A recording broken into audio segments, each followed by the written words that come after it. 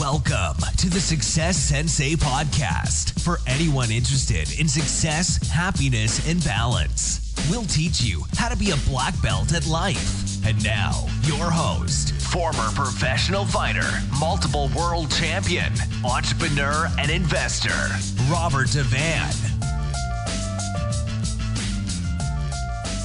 Bowing in. This is Roundhouse Rob, the Success Sensei, helping you to win at life one kick and punch at a time.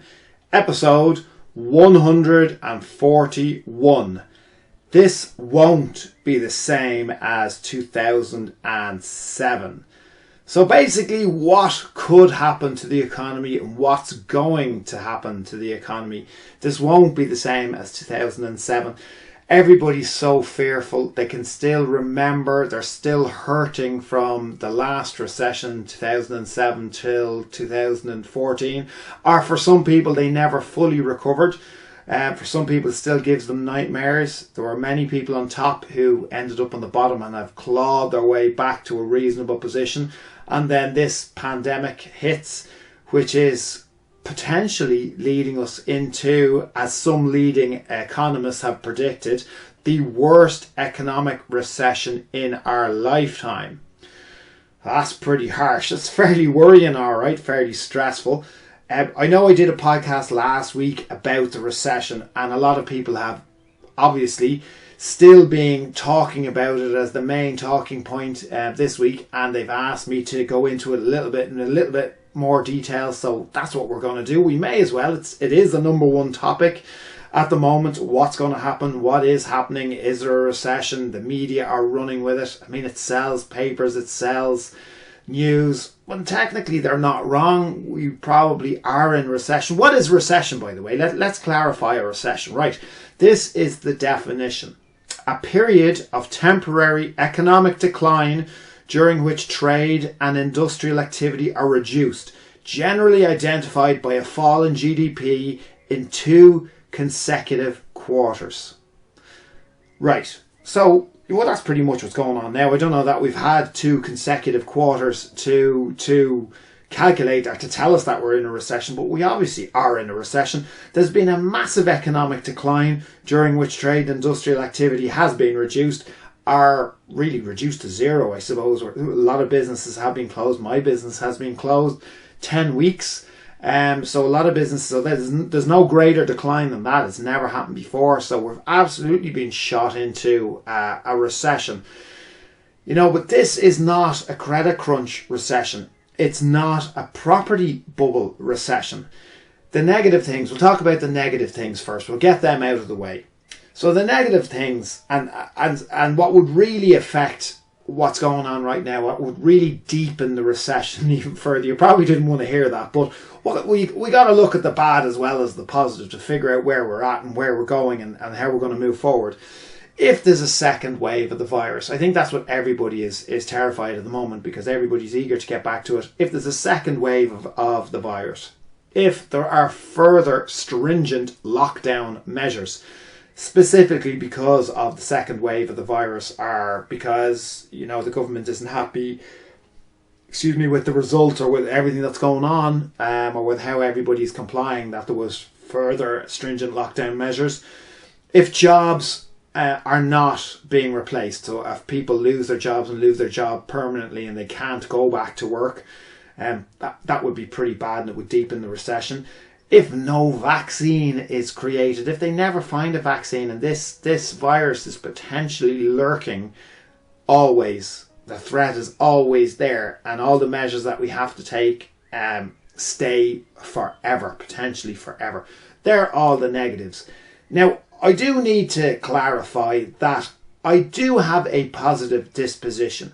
So I do have confirmation bias when it comes to positivity, I suppose. Shoot me for that if it's wrong to have. I'm sorry, but that's just the way it is. I will always go towards the light, go towards the positivity more so than the negativity. Now, that does not mean burying your head in the sand. You can't bury your head in the sand and just will things to get better. Despite the book The Secret that tells you that you can do that, will things into existence, Maybe it's true, maybe it's not, but I would still like to hedge my bets a little bit further by at least accepting the potential of what could go bad. So there are all the things. The second wave of the virus, further lockdown measures, jobs not being replaced, and no vaccine being created. That would all be pretty bad. So let's talk about the positive. So as I've just said, I do have confirmation bias when it comes to the positive, and this is my confirmation bias, which I'll share with you. Remember now, everything is temporary. Everything is cyclical. Good word, that. Up and down, in other words, bull and bear markets. So sometimes you have to hibernate like the bear. Sometimes you can rush forward like the bull. So sometimes the economy is rising. Sometimes it's going down. That's natural. There's nothing. The wheel turns. There's nothing you can do about it. We can absolutely try to predict the market. We can try to time the market. There are people maybe listening to this that is their job, that's what they're doing. They speculate on the market, they try to time the market, they try to predict the market. All of us to some extent are entitled to do that. All of us to some extent, if you're any type of an investor or business owner, or I suppose you do it, if you're working in a job, if depending on what your occupation, or maybe all occupations, you're going to do it to some extent. When things are up, you're going to ask your boss for a raise. When things are down, you're going to probably try to work harder and try not to be fired. So we all do, to a certain extent, time the market. If we're purchasing a home for ourselves, we try not to do it at the top of the market. We would like to do it at the bottom of the market, or we might simply have to be stuck with whenever credit is available. So anyway, everything is cyclical, everything goes up, everything goes down, everything is temporary. These are the positive signs. The positive signs, I mentioned some of these last week, so I'm not sure if you listened to the podcast last week. If you did, have a listen to it, because it's an introduction to Are We Entering a Recession? But these are the positive signs that I see. There's queues at every shop and every food establishment and some type of queuing. There is. Some have longer queues than others, but it is a positive sign, including non-essential businesses. I know they may have been classified as essential, e.g. hardware shops, but there's massive queues. People are willing, they have the money to queue up for hours, they have the time to do it, and the money to spend when they get into the doors of the shop. So there's queues at shops. That is absolutely a positive sign. It would be worse if it was the other way around. No customers. That would be terrible. Next positive sign, builders are back building. When builders are not building, when there's not building going on, that is a very bad sign. When builders are building, it's a sign of growth, and it is good. It is a good sign that builders are back on the sites so quickly. They're the first to go back, and things are moving. There are cranes in the air. Builders are building. That's another positive sign. Businesses are begging to open. Everybody on social media, outside of social media, are dying to open. They want to get back into business. They need to get back into business. That is a positive sign for the economy. Businesses are begging to get back open. They want the lockdown to be ended. They want to get back. And I saw there was a call today to reduce the 2 metre social distancing to 1 metre. It's a sign that people are frustrated. It's a sign that people want to get back. So in a way, it's a positive thing that people want to get back. They want to get back spending. They want to get back opening their businesses.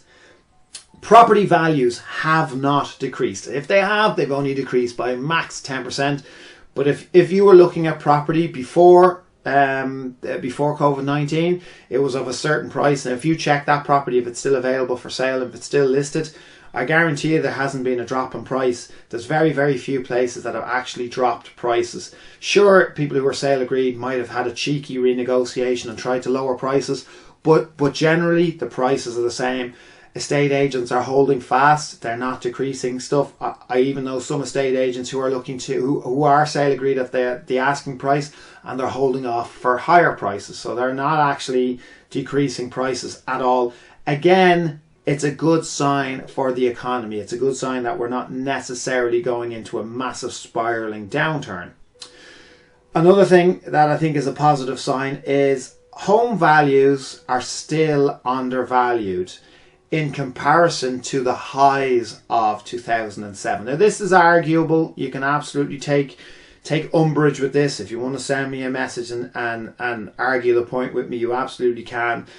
But the majority of property has not reached the heady values that it had at 2007. Now I hear you, you're going to say, but they were overvalued at 2007. Yeah, some were, some weren't. But the majority of properties have not seen that type of a value again. Certain very specific, very special properties may have, but the majority have not. Now this is my point. Again, it's another arguable point. If they say property increases in value, doubles in value, in fact, every 10 years, then surely at some stage it's going to have to surpass the 2007 values.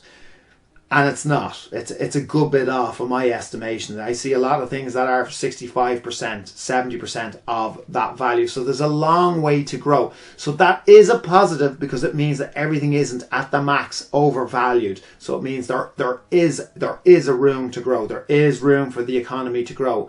And I think it's because there were always measures in place, all the new first-time buyers measures, more stringent measures to stop the property bubble starting again. Now, I think that is going to help us now at this point, because there is room for property prices to increase. There is a vast demand, an unquenchable demand for property. So after COVID-19, there's still going to be a shortage. That I understand more short-term property has entered the market, but there is definitely going to be in the residential market, there's going to be still a shortage. So it will increase property prices. With the amount of money being thrown into the economy like never before, it will absolutely stimulate spending. It will. The powers that be know that we're in a pandemic situation. They don't also want to, bring on a recession. So they will do everything that they can do to make sure that that doesn't happen. And that is by doing things that have never been done before to stimulate the economy, to stimulate spending, to stimulate finance, to stimulate consumer confidence. We are post-Brexit, and why that matters is England and Boris will specifically be trying to do their very best to ensure that Brexit is a success, that there isn't a downturn. These people want to make it appear that what they've done has been very successful, that they're very successful, that their country is very successful. So Brexit, being post-Brexit, is possibly a good thing. It's been done and dusted. The country wants to move on. They want to show that they're successful. They will do everything. If they have to pump money into the economy, if they have to take whatever unprecedented financial measures that they have to take in order to spur on the economy, have faith that that's going to happen.